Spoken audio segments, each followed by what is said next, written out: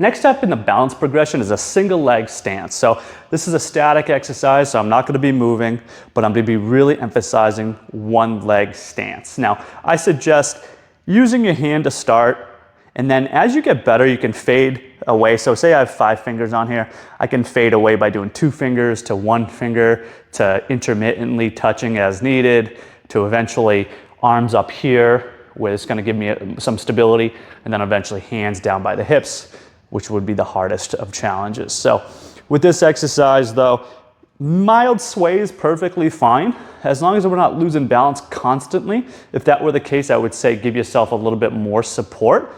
But if you're pretty steady with some sway, really challenge yourself, and you can challenge yourself in a number of ways. You can challenge yourself by increasing the time of the length of the duration of the exercise, or really challenge yourself in terms of stability. So try to lock in whatever posture you started in and try to just minimize any sway. So pretend like you're a statue.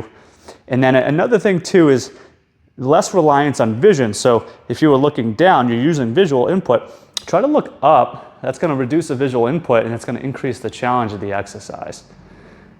And if you were really up for it, you can close your eyes, which is a significantly increase in challenge, but it's great because it's really reducing the visual input and really helping to develop the other balance receptors as well that tend to get underutilized. Okay, so don't go to eyes closed though if you're already swaying a ton with your eyes open. That's quite a progression. But it's good to introduce that eventually as you progress through your rehab.